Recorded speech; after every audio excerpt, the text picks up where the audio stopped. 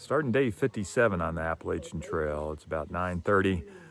Got dropped off by Brian, but all of a sudden came across Trail Magic. And you see that blue jug? That's his hand washing station.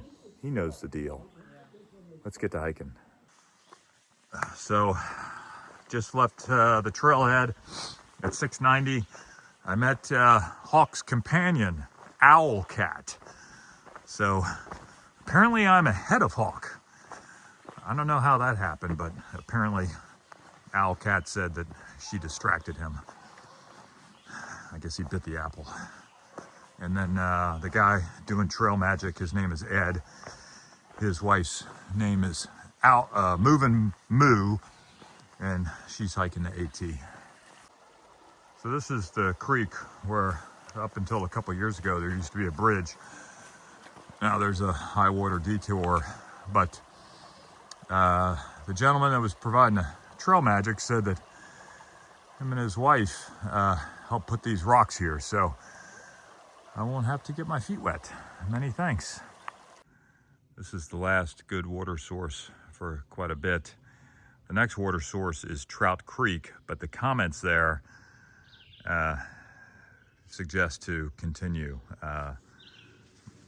More than a few people commented that in the month of May that they drank the water there and got very sick. So I'm gonna camel up here, drank a liter, carry a liter, and then also carry about a liter in my Canuck. Mile 691, and was reviewing the comments in Far Out about the upcoming water sources, and it's like Russian roulette. Many of the sources, people have been getting sick, so I definitely cameled up here and gonna try and avoid the water, but I gotta drink it too. So springs are good. Rivers, maybe not so good. Mile 692, still going up. But this section of trail is well graded. Almost seems like we're not even going up. So, update, yesterday, took a spill. It's kind of a hard spill. Landed on both knees and left wrist, and so the left knee is doing fine, don't feel anything. Left wrist was a little sore last night and I can barely feel it this morning. And then the right knee is doing okay. Just feels like a little bruise at the moment, so gonna take it easy today, not push things. Mile 693. There's Cobra 37 in his natural habitat. Shoes off, drinking, and pizza. Genius. This is a cool section of trail, and there was another bench a couple hundred yards back. That's where I saw Cobra 37, and I literally just chilled out at that bench for over an hour. Again, taking it easy today. Don't want to push the envelope. Feeling okay, but still feeling the effects of my PLF. Army folks know, stands for parachute landing fall. Never jumped out of an airplane, but I'm still using the acronym. Regrets to non-Army folks or military folks for that vernacular. Been ridge walking on Brush Mountain, and this has just been so pleasurable. Nice grass, easy treadway, so very, very pleasant. Gonna take a detour.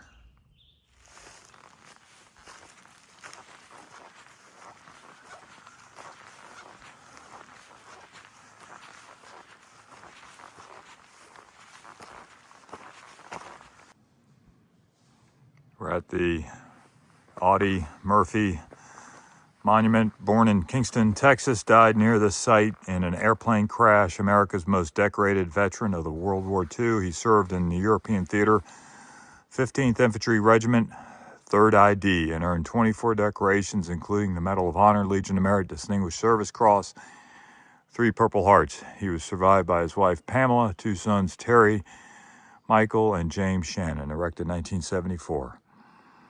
And there's the unit he was in, 3rd ID. Salute you, Major Murphy. Here's an overlook, about 50 yards away from the Audie Murphy monument. Certainly a fitting tribute to one of America's greatest warriors, Major Murphy, Congressional Medal of Honor recipient. He lived through the war, but a plane crash took his life. Most people that are awarded the CMH don't get to live to tell about it. But I've only met one person in my entire life that has that distinct privilege to wear the Congressional Medal of Honor. And it was when I was coming back from Iraq on mid-tour leave. It was July 2004. I had taken a rotator from Kuwait to Atlanta. And then from Atlanta, I got on a commercial flight to Richmond. And I had a window seat, and I was sitting next to this older gentleman, and I was in my DCU's, Desert Combat Uniform.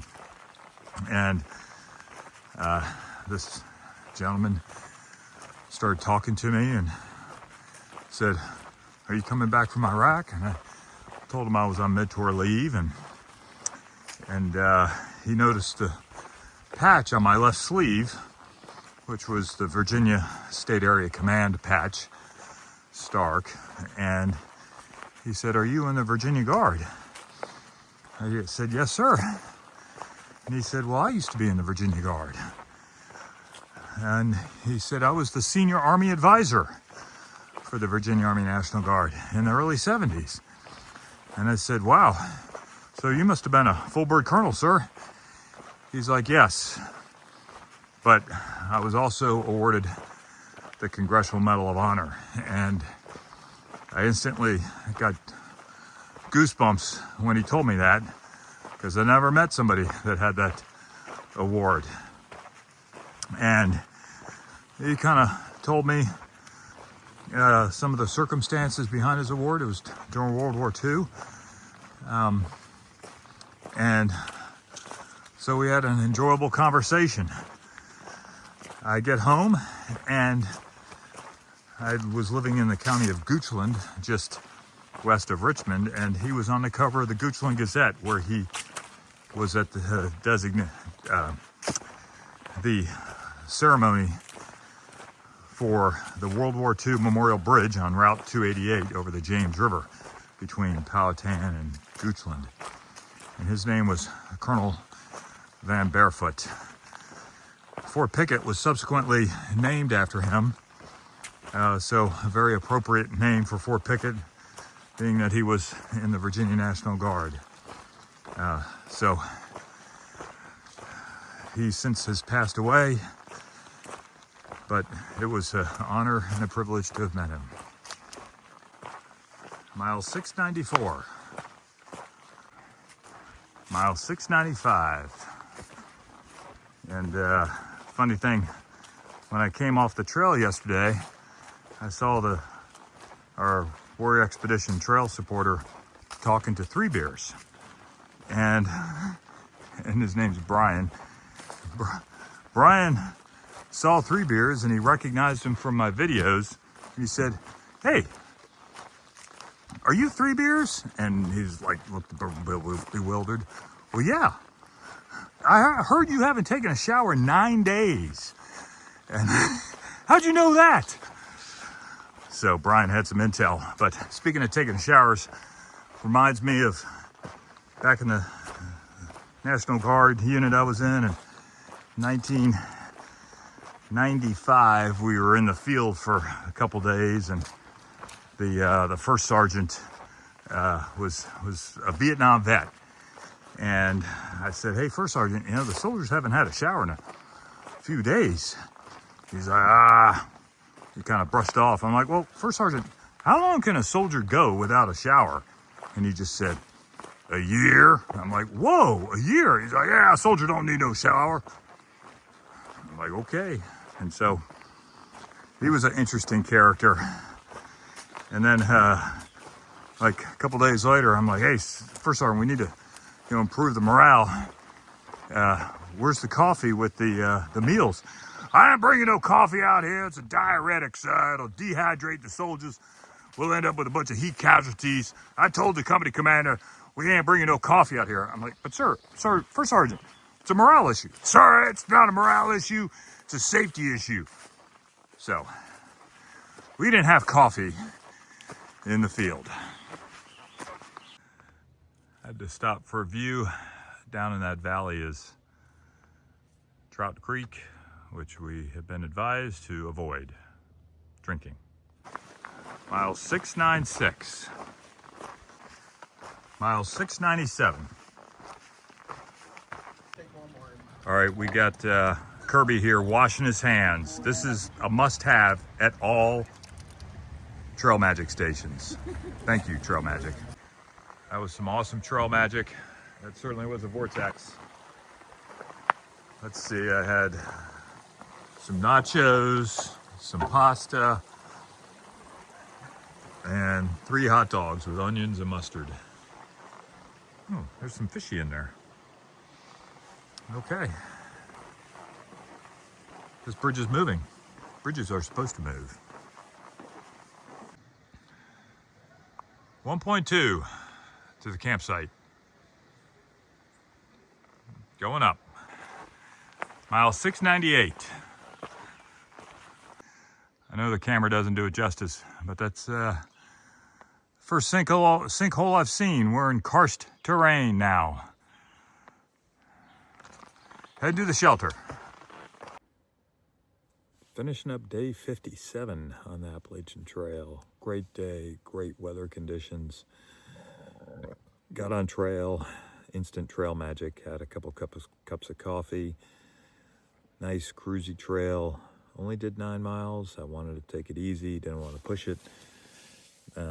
Knee is still a little sore, but hopefully it's getting better. So, and then hit Trail Magic again, saw the Audie Murphy Memorial. Just great day to be out here. And so, camping, had a shelter, early night. I'm going to push for about 12 miles tomorrow, still taking it easy. Get off at Route 311, right at the new VDOT constructed pedestrian bridge. Mile marker signing out.